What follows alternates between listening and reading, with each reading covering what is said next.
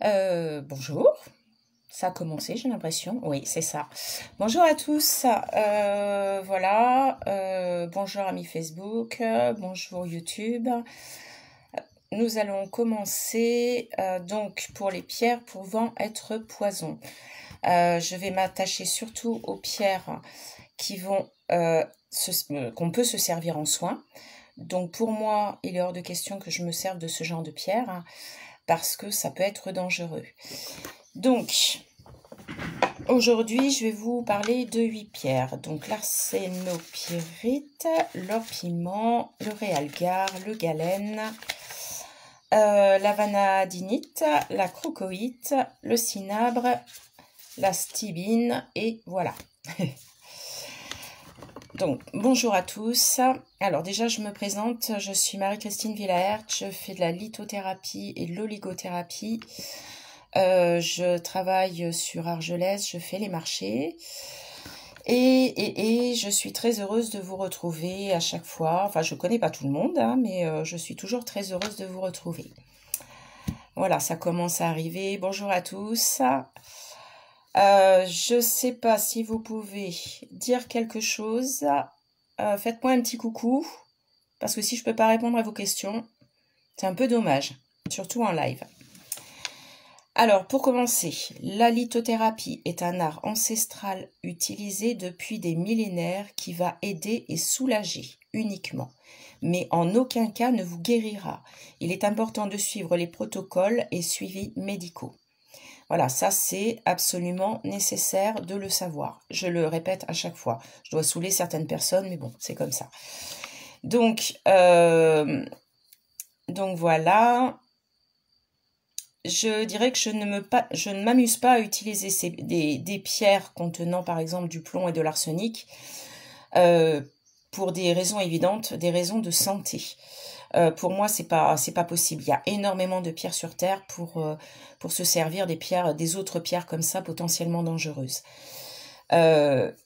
Certaines pierres peuvent être très puissantes, très efficaces, mais toujours à utiliser avec beaucoup de précautions. Donc il vaut mieux utiliser ces pierres-là pour faire joli, pour avoir une petite collection de pierres, mais toujours aussi avec des précautions. Voilà. Ceci dit, tous les oligo-éléments que les pierres possèdent, on peut s'en servir donc pour les faire rentrer dans notre corps. Tous les oligo-éléments, qu'ils soient en carence ou en surplus, peuvent être dangereux. C'est-à-dire le fer, l'aluminium, etc. Moi, je vois, j'ai une pierre, c'est de l'œil de fer. L'œil de fer peut être dangereux pour une personne qui a trop de fer dans le sang. Ça, il faut quand même le savoir. Alors, je vais vous parler de l'arsénopyrite. On l'appelle aussi mispickel. Alors, évidemment, arsenic, elle a 46% d'arsenic et 34% de fer, avec potentiellement des traces de cobalt et d'or. Elle est quand même relativement de dureté moyenne, on va dire, c'est-à-dire de 5,5 à 6 sur l'échelle de Mohs. 1 c'est le talc et 10 c'est le diamant. Donc c'est entre les deux. Voilà, moyennement solide. Alors, elle fait partie de la famille des sulfosels. Enfin, ça, bon, je crois que vous... Ouais. Sa couleur est gris-argent. Cette pierre se forme sous très haute température. Provenance Bangladesh, Taïwan, Chili, Argentine et autres. Entre autres ceux qu'on ne connaît pas. Nous avons tous, malheureusement, un taux d'arsenic plus ou moins élevé dans le corps, provenant par exemple des bouteilles d'eau, du riz qu'on mange. Alors, c'est très peu, on en avale très peu par jour, c'est entre 5 et 25 microgrammes par jour, mais on l'avale quand même. C'est-à-dire que là, dans les bouteilles d'eau, bon, la France essaye un petit peu de voir ça et de réguler les choses, mais je sais qu'à une certaine époque, dans nos bouteilles d'eau, on consommait de l'arsenic. C'est vraiment pas très cool. Quand je dis aux gens qui doivent nettoyer leurs pierres, je leur dis surtout pas de bouteille d'eau. Pour ces raisons, entre autres. C'est pas, enfin en tous les cas, l'eau qu'il y a dans nos bouteilles, c'est pas ce qu'il y a de mieux au niveau pureté. Donc voilà. Après, ceci dit, notre corps rejette l'arsenic. Hein. Donc 25 microgrammes sont tous déversés par les urines. Je ne sais pas si on dit déversés, mais bon. Voilà, ça je l'ai dit. Alors pour la santé, l'arsenic provoque des cancers, entre autres poumons et vessie, des lésions cutanées, le diabète, maladies cardiovasculaires pouvant quand même provoquer le décès. Irritation de l'estomac, intestin, nausées, vomissements, diarrhée. Vous voyez, c'est un pur bonheur. L'arsénopyrite est toxique lorsqu'elle est chauffée car elle diffuse une fumée noire particulièrement toxique. Alors, on dit que l'arsénopyrique n'est pas toxique. Ah, alors, attendez. Je vais enlever ça. Excusez-moi, ne pas déranger, sinon ça va faire bip bip tout le temps. Je suis désolée. On dit que l'arsénopyrique n'est pas toxique parce que l'arsenic est présent sous forme stable. Donc, ça présente aucun danger. Personnellement, j'ai pas envie de m'y frotter. Voilà. Arsenic, pour moi, c'est pas ce qu'il y a de meilleur. Et il y a d'autres pierres, de toute façon, au niveau des soins. Hein, ça, il n'y a pas de souci. Est-ce que j'ai tout dit? Alors oui, je lis mes trucs parce que donc j'ai fait des recherches. C'est pas des pierres que j'utilise, donc que je n'étudie pas plus que ça. Mais bon. Donc évidemment, cette pierre est vendue sur Internet. Certaines personnes les utilisent en soins, par apposition sur la peau. Moi, je dis non. Il y a d'autres pierres. Voilà, il y a d'autres pierres. C'est une très jolie pierre. Pour moi, il y en a quand même des plus belles. Mais pour moi, c'est pas possible. Allez, on va parler de l'or piment. Ah oui, petite chose, quand on en a dans une collection... quand vous les touchez pour les nettoyer, par exemple, allez bien vous laver les mains derrière. Même si on dit que c'est pas toxique, il vaut mieux quand même prendre plus de précautions que après avoir des soucis. Alors, l'or piment, on va rester dans l'arsenic.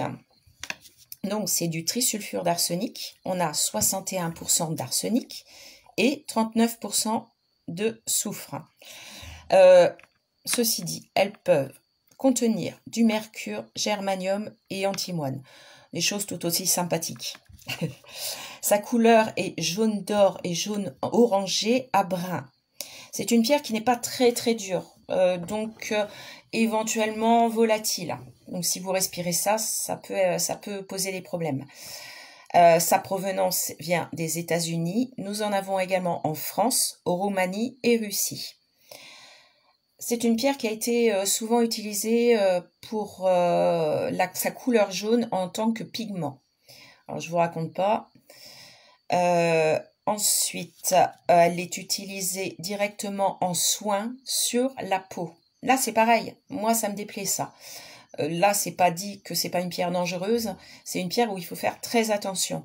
Même une personne qui avertit, qui s'en sert en soins, même une personne qui fait des soins avec les pierres comme moi perso, je ne l'utilise pas. Je ne mettrai pas la vie des gens en danger par ça. Donc, pour moi, cette pierre n'est pas utilisable comme ça. Pour faire joli dans votre collection, il n'y a pas de souci. C'est une très jolie pierre, moi j'aime beaucoup. Alors, j'en ai jamais vu, mais j'ai vu en photo. Alors oui, elle est dangereuse par inhalation ou ingestion. Donc, attention aux élixirs. Et ça, je vais en reparler aussi des élixirs. Vous avez des personnes qui font n'importe quoi. Pourtant, j'essaye de dire aux gens, attention, élixir, ça peut être très mauvais. Après, voilà. Je ne suis pas derrière leurs jambes, leurs papates pour leur dire, ouais, mais non, tu fais une grosse bêtise. Là, maintenant, on va parler du réalgar. On va rester dans l'arsenic. Là, c'est 70% d'arsenic et 30% de soufre. Et là, la fragilité est encore pire parce qu'elle est de 1 à 1,5 sur l'échelle de Mohs. Donc, je rappelle, 1 le talc et 10, c'est le diamant. Donc, très fragile, donc volatile. Se désintègre lors d'une longue exposition à la lumière, en une poudre volatile. Ben voilà, je l'avais marqué. C'est une pierre de couleur rouge orangé, jaune-orange. C'est pareil, c'est une pierre que j'aime beaucoup. J'ai remarqué en tous les cas que toutes les pierres qui contiennent ce genre de produits chimiques assez indélicats étaient quand même relativement très fragiles. Donc faites attention quand même à vous. Donc j'en étais couleur orangée, voilà, à utiliser. Elle est utilisée en soin, en contact sur la peau. Là c'est pareil, moi je suis pas d'accord. Bon, évidemment c'est vendu sur internet. Quand vous l'avez dans votre collection, pour la nettoyer, toujours pareil, prenez vos précautions, allez vraiment vous nettoyer les mains derrière. Je veux dire, pas le petit truc sous l'eau comme ça rapide, hein. Vraiment vous lavez les mains avec tout ce qu'il faut. Alors vous n'êtes pas obligé de passer par l'eau de javel quand même, hein. Ah, la galène. C'est ça. La galène. La galène, c'est une autre histoire parce que nous en avons en France. Donc là, c'est du plomb. 87% de plomb et 13% de soufre. Par contre, il peut y avoir un petit peu d'argent en trace. Ça peut être sympa. Mais bon, elle contient quand même du plomb. En filon formé lors d'un métamorphisme de contact dans les pegmatiques, c'est d'origine hydrothermale. Je ne sais pas si vous avez compris ce que je voulais dire. C'est la formation de la pierre. Alors, pareil, dureté 2,5 à 3, c'est quand même assez fragile, voire très fragile. Il faut quand même faire très attention. Pareil, la nation, toujours pareil. Faire très attention quand vous respirez ce genre de choses.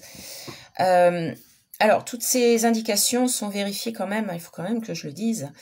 Donc, je vérifie toutes mes informations sur les livres de minéralogie, mais également par mon cher ami qui est géologue. Donc, il a tout vérifié avant que je vous dise toutes ces petites choses. Alors, donc, la galène, 87% de plomb, 13% de soufre, et un petit peu de traces d'argent à l'intérieur. Elle fait partie des groupes des inosilicates sulfure. La provenance donc de France, Bulgarie, États-Unis, Maroc, Tchécoslovaquie et Zambie. Elle est de couleur grise, couleur plomb clair ou foncé, avec des nuances de bleu. Elle est parfois recouverte de quartz, calcite ou calcopyrite. Avant, elle était utilisée pour les canalisations d'eau potable, je recommence. Avant, elle était utilisée pour les canalisations d'eau potable, vaisselle, encre et autres. Donc, c'était une pierre qui était très, très utilisée avant, hein. Alors, le plomb, qu'est-ce que ça fait pour la santé? Alors, c'est basé sur des analyses sanguines, hein, quand même. Troubles réversibles d'anémie, digestion, système nerveux. Là, après, on va parler du saturnisme. Alors, c'est rare quand même. C'est rare, mais ça existe. Alors, je dirais surtout avant, puisqu'on avait un peu du plomb un peu partout, hein. On avait aussi de la peinture au plomb. Donc, ça, j'en ai parlé ce matin avec Alain. Justement, les gamins, quand il y avait de la peinture au plomb sur les murs, ils prenaient les petits morceaux de peinture là et puis ils les mangeaient. C'est pas terrible, hein. Je pense qu'il y avait meilleur à goûter en plus. Alors, pour le saturnisme, au début, c'est maux de tête, fatigue, maux de ventre, perte d'appétit, constipation, nausées et vomissements. Ensuite, il y avait un manque d'attention, nervosité, insomnie. Et tout ça finissait par changement de personnalité, perte de sensibilité, faiblesse, goût métallique dans la bouche, manque de coordination. Alors évidemment, cette pierre également est vendue sur internet et utilisée en soins par apposition sur la peau directe. Toujours pareil, si vous en avez dans votre collection, et puis c'est très possible puisqu'il y en a en France, si vous l'avez dans votre collection, bien se laver les mains derrière, hein.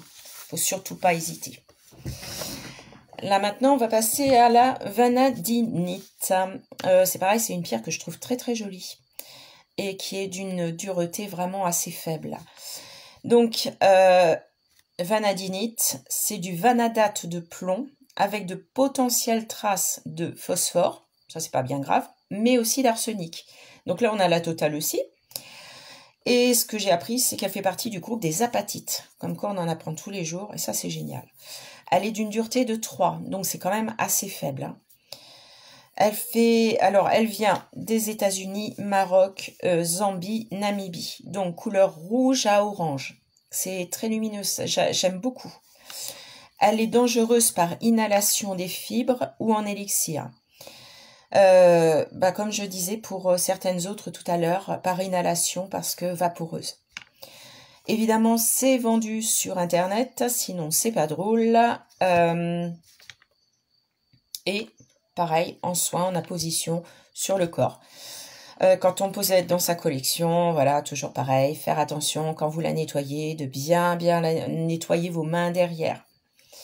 C'est important. Allez, on va passer à la crocoïte ou crocoïse. C'est du chromate de plomb. Donc, on reste vraiment dans le plomb, là, pour le coup. Donc, dureté, toujours pareil, 2,5 à 3. Donc, vraiment très, très faible, pas molle.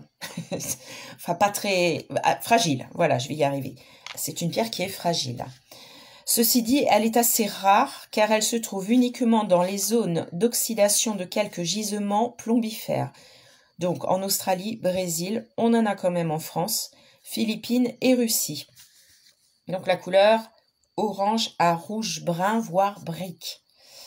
Elle est vendue évidemment sur Internet et utilisée en soins sur apposition sur la peau. Et ça, c'est beaucoup moins drôle. Donc, elle doit être vraiment aussi manipulée avec précaution. Vous avez le cinabre qui contient du mercure à 86%. C'est quand même pas rien. Et du soufre à 14%. Pardon. Dans sa dureté, elle est de 2 à 2,5. Pareil, fragile. Voilà, très fragile. C'est une pierre qui est aussi très jolie dans une collection, ça peut être très sympa. Elle est rose à rose fuchsia, un peu rouge-brun aussi. Vous voyez, vous avez des tendances de couleurs. Donc, provenance Espagne, Chine, Mexique, Pérou, Russie et États-Unis. L'inhalation est dangereuse par le mercure. Voilà, donc il faut faire attention. Donc, c'est pareil, une pierre volatile. Pour la santé, qu'est-ce qu'apporte le mercure? Alors, ça apporte des lésions rénales, système nerveux et problèmes de peau. Elle peut provoquer des cancers. Le plomb, la pierre doit éviter de toucher les plaies ou les viscères. Donc, c'est pareil, faut faire très attention quand vous les avez avec vous. Pour les nettoyer, il vaut mieux se laver les mains. Voilà. La stibine ou stibnite. Là, c'est du sulfure d'antimoine, dureté de 2. Donc, c'est pareil, c'est fragile. Ça ressemble un peu... Enfin, la couleur est gris-argent. Moi, j'aime pas tellement cette pierre. Donc, ouais. Alors, elle fait partie du groupe des sulfures. On en a en France, Chine et Afrique du Sud. Alors, ça peut contenir d'autres éléments aussi sympathiques. L'antimoine est sur la liste des substances dangereuses pour la santé car peut être cancérigène par inhalation, entraînant des effets sur la peau et les yeux. Effet respiratoire par inflammation des poumons, bronchite chronique et emphysème chronique. Évidemment, c'est vendu sur Internet et peut être utilisé en soins par apposition sur la peau. Plonger dans l'eau, c'est comme ça que cette pierre est dangereuse, donc pas d'élixir. Faut faire très attention. Alors, je voulais attirer votre attention sur les élixirs, justement. Je vais donner un exemple. Ouais, je vais donner un exemple. Un monsieur, l'autre jour, a fait un élixir, donc il a pris sa pierre, c'est de l'émeraude, qui logiquement, n'est pas dangereux pour la santé, enfin en tous les cas au niveau des oligo-éléments. Il la trempe dans l'eau et au bout de 24 heures, il la boit. Eh bien, figurez-vous qu'il a été malade. Alors, pas malade grave, hein, voilà, il se sentait pas bien. Attention aux élixirs, parce que Suivant la composition des pierres, là vous voyez bien au niveau des compositions des 8 pierres que je vous ai présentées, si vous connaissez pas la composition, c'est pas possible. Vous n'allez pas avaler du mercure, du plomb, etc. ou de l'arsenic. Très attention aux élixirs. On ne trempe pas une pierre comme ça dans une eau. Toujours pareil, en pierre de collection, vous pouvez avoir une pierre sur une pierre mère, qui peut poser des problèmes aussi, qui peut contenir, je sais pas moi, du plomb par exemple. Voilà, donc il faut faire aussi très attention à ça. Sans compter que au bout de 24 heures, quand vous allez récupérer votre élixir, vous risquez de récupérer les bactéries. Et donc ça, c'est pas très cool non plus. Les bactéries, la poussière, etc., etc. Voilà. Et en plus, les élixirs n'ont pas énormément d'action. Enfin, ce que je veux dire, c'est que ça va pas vous faire grand-chose. Vous faites un élixir pour vous faire un soin sur la peau, passez de l'eau directement. Ça sera beaucoup mieux. Voilà. Sinon, voilà, je crois que j'ai fait mes 8 pierres. Je vous ai parlé un petit peu des élixirs. Je vais vous redire une chose. Attention, quand vous utilisez une pierre potentiellement dangereuse qui contient des choses pourtant naturelles, hein, donc là on a parlé de l'arsenic, du mercure, du plomb et je sais plus, arsenic, mercure, plomb et voilà. Donc il faut faire très attention à ce genre de pierre. Ne faites pas d'élixir n'importe comment si vous ne connaissez pas la composition de la pierre et quand bien même, attention à la poussière et aux bactéries parce qu'au bout de 24 heures, vous avez des bactéries dans le verre, c'est automatique. C'est comme ça que ça se passe. Et sinon, toujours pareil, je réitère, la lithothérapie est un art ancestral millénaire qui va vous aider et vous soulager, mais qui ne va absolument pas vous guérir. Donc, il faut prendre les précautions nécessaires, suivre les protocoles médicaux et suivis médicaux. Voilà, j'espère que ça vous a plu. Je vous remercie, à très bientôt, au revoir.